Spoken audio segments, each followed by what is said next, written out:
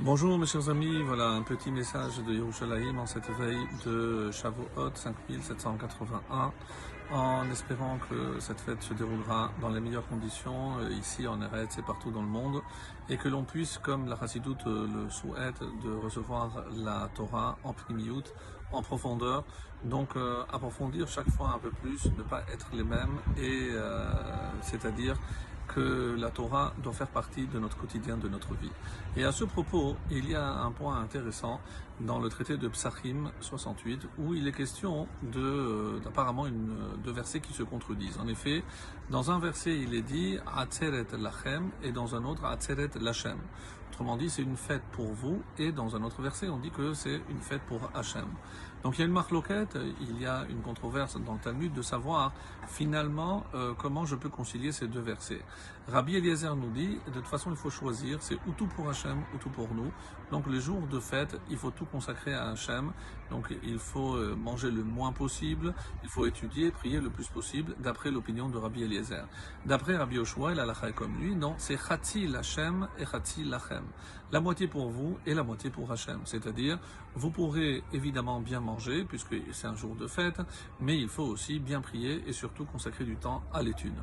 Mais Kula Modim, et c'est ce qui est curieux, c'est la conclusion de cette controverse, on dit mais tout le monde est d'accord, c'est-à-dire même Rabbi Eliezer sera d'accord pour la fête de Shavuot qu'il y a aussi Lachem. C'est que même si d'après lui la fête c'est entièrement pour Hachem, mais pour Shavuot il est d'accord qu'il faut aussi consacrer un temps à un bon repas et à bien manger.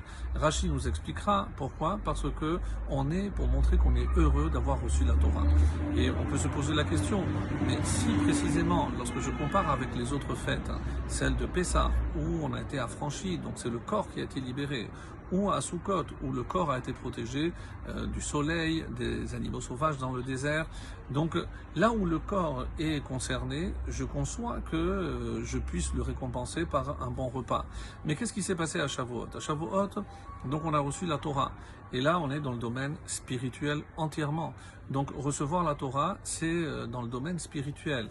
Alors comment même Rabbi Eliezer sera d'accord que pour une fête pareille, eh ben ça va passer par un repas et qu'il faudra donc célébrer un bon repas à Shavuot. Et curieusement, donc on dira aussi un petit mot sur le fait qu'il faille aussi manger des plats lactés. Donc en tout cas, une chose est certaine, c'est peut-être qu'on n'a pas compris ce que c'est recevoir la Torah. Recevoir la Torah, ce n'est pas un acte intellectuel, savoir que la Torah est primordiale, qu'il faut croire en Hachem, non. Recevoir la Torah, c'est la recevoir dans notre quotidien, c'est-à-dire à travers tous les actes, tous les gestes que je ferai. Autrement dit, il faut comprendre que sur 613 commandements, il y a 606 qui impliquent une action. Donc, soit une action négative, soit une action positive. 606, c'est exactement la valeur numérique de route, qui vaut donc route 606, pour nous faire comprendre que ce que l'on célèbre à Shavuot, une sorte de conversion, c'est accepter sur nous des actes, des rituels, ce qu'on appelle des mitzvot. Donc, recevoir la Torah, c'est accepter d'approfondir, de faire un peu plus et de faire un peu mieux les mitzvot. Alors, et pourquoi maintenant le fait de manger de la viande, plutôt de manger du lait à Shavuot, alors que normalement un repas, En Simcha la Basar Veyayin, la vraie joie passe par le vin et par la viande. Alors, il y a une réponse très intéressante qui consiste à dire que nous savons qu'il y a 365 commandements négatifs, ce qu'on appelle les lavim. Et si on prend le 36e, pourquoi 36? Parce que si je compte depuis le début de l'année biblique, le premier Nissan, je compte 36 jours, je tombe sur le 6 Sivan. Donc quelle est la mitzvah qui a lieu le 6 Sivan, le 36e jour? Eh bien c'est ne pas mélanger le lait et la viande. C'est-à-dire que je vais aussi prendre de la viande, mais je vais aussi ajouter un plat de lait pour pouvoir accomplir la mitzvah de séparer, comme Abraham a fait avec les anges lorsqu'il les a reçus. Il leur a donné d'abord Chem'a et après Bakar, et ensuite il est passé à la viande.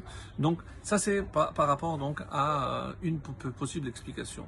Il y a une autre explication très belle aussi, pourquoi le lait à Shavuot? Parce qu'on sait que dans le lait il n'y a pas de psolète, il n'y a pas de déchets. Dans le lait, tout se profite, tout est mangeable.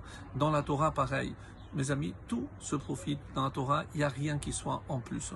Et enfin, une autre explication aussi très belle, on dit, c'est parce que il venait de recevoir la Torah et donc il n'avait peut-être pas les ustensiles cachers, mais comment on peut imaginer qu'il ne pratiquait pas les mitzvot? C'est sûr que oui.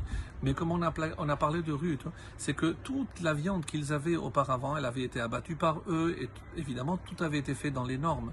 Mais au moment de Matan Torah, on considère qu'ils ont subi une conversion. C'est pour ça qu'on lit Ruth.